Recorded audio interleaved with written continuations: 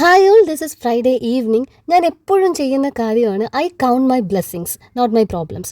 അതും ഞാൻ ഇടയ്ക്കിങ്ങനെ നെയിം ചെയ്യും one by one to see where I am standing. കാര്യത്തിലേക്ക് കടക്കും മുന്നേ ഒരു കാര്യം കൂടി പറയാം. സാധാരണ ഓരോ സാധനങ്ങൾ വന്ന് ട്രെൻഡ് ഔട്ടായി തീരുമ്പോഴാണ് എനിക്ക് തോന്നുന്നത് അയ്യോ ഞാനും മേടിച്ചാൽ മതിയായിരുന്നു എന്നൊക്കെ. ഇത്തവണ ഇതങ്ങോട്ട് ഇങ്ങനെ വൈറലാവാൻ തുടങ്ങിയപ്പോൾ തന്നെ ഞാൻ ഒരെണ്ണം പൊക്കിയിട്ടുണ്ട്. എന്തുകൊണ്ടാണ് എല്ലാവരും മേടിക്കുന്നതെന്ന് മേടിച്ചിട്ട് കഴിഞ്ഞപ്പോഴാണ് എനിക്ക് മനസ്സിലായത് അത്രയ്ക്ക് അടിപൊളിയാണ് സാധനം. പ്രിന്റ്, പാറ്റേൺ, നെക്കിലും കയ്യിലും വരുന്ന ലേസ് വർക്ക് ഒക്കെ അടിപൊളിയാണ്. ലിങ്ക് ഞാൻ യൂട്യൂബ് ഷോർട്സിൽ ഇത് ഇവിടെയായിട്ട് ടാഗ് ചെയ്ത് കൊടുത്തേക്കാം.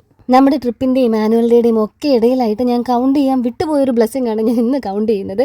നമ്മുടെ YouTube channel 35K subscribers cross ചെയ്തിരിക്കുകയാണ്. അത് യൂട്യൂബിനകത്തുള്ളവർക്കറിയാം. You are already entering stage 2.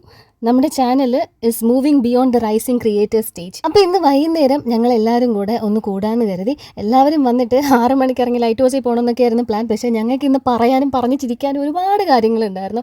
എല്ലാം കഴിഞ്ഞ് ഇറങ്ങിയപ്പോഴത്തേക്ക് ഈ നേരമായി.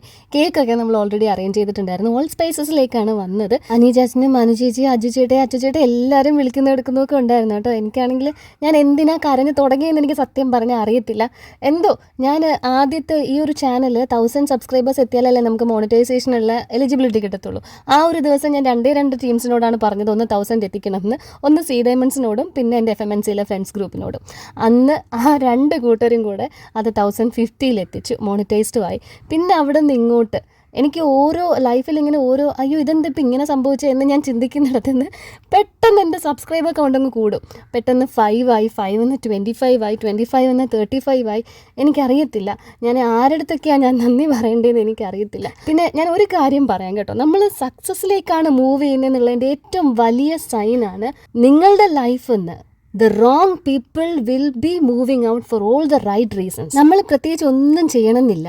അതിങ്ങനെ ഈ എലിമിനേഷനൊക്കെ നടക്കുന്ന പോലെ ഇങ്ങനെ കട്ടായി പോയിക്കൊണ്ടിരിക്കും. എൻ്റെ ബാക്ക് ബോണായ എൻ്റെ ആലനാണ് ഞാൻ ആദ്യത്തെ പീസ് കൊടുത്തത്. മമ്മി, ഡാഡ, ചേച്ചി, എൻ്റെ ഈ ജേർണിയിൽ ഇവരൊക്കെ തരുന്ന സപ്പോർട്ട്, അതിന് എൻ്റെ ഒരു കാര്യത്തിനും എൻ്റെ ഒരു ഡിസിഷനെയും അവർ ഇതുവരെയും റിഗ്രറ്റ് ചെയ്തിട്ടില്ല, അവർ തടഞ്ഞിട്ടുമില്ല.